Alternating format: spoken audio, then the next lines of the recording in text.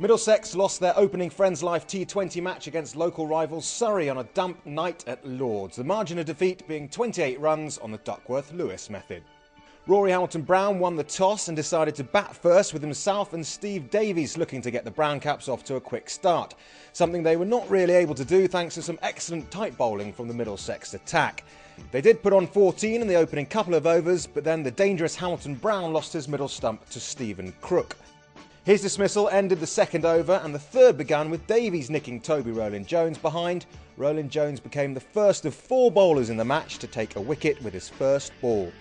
The next one was Gareth Berg, who trapped Zander to Brain in front for 6. And when Tom Smith also had reason to immediately celebrate after he was brought on, clutching onto a firm return drive by Jason Roy, Surrey were in some trouble on 32 for 4 in the 7th over. A couple of showers perhaps just upset the Panthers' rhythm, and steadily, and with some skill, Gary Wilson and Matthew Spriegel arrested the slide. Wilson struck the first 6 of the night, and he soon followed it up with another as Surrey, as they had done in their win over Essex on the previous night, began to fight back. It wasn't an all-out attack as these shots perhaps suggest. Spriegel also helped himself to a maximum, but both batsmen chose their moments to hit out well. Wilson, the Irish wicket-keeper, had top scored in the low-scoring victory over Essex, and he again looked in top form. The pair brought up the 100 stand and then really went after the bowling in the final 5 overs. A big 6 by Spriegel also took him to his 50 off 44 balls. Middlesex had more than one chance to run out one of the batsmen, but in the end they put on a crucial 58 runs in the last 5 overs to give their side a respectable total of 149 for 4 from their 20 overs. The Panthers may have been disappointed with that given their start, and in spite of losing Joe Denley, who pulled Stuart Meeker's first ball down the throat of Spriegel in the second over of the reply, they again looked on top in the opening half a dozen overs or so.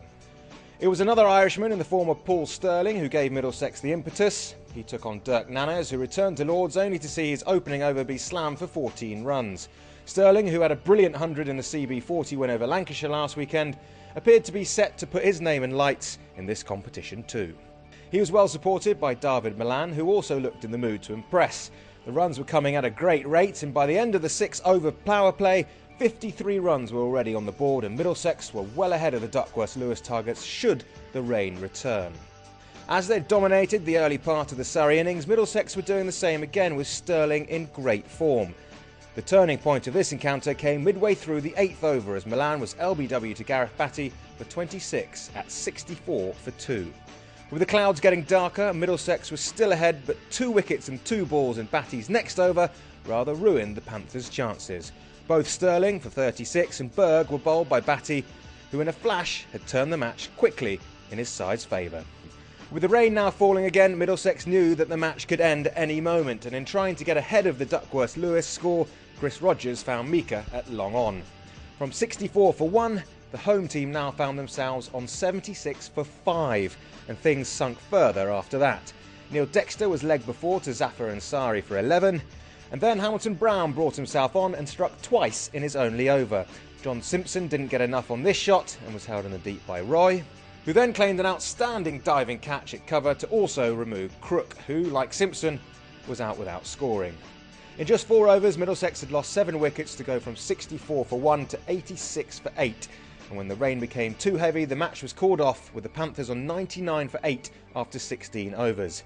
Batty took the Man of the Match award for career best figures of 4 for 13 as Surrey took the game by 28 runs.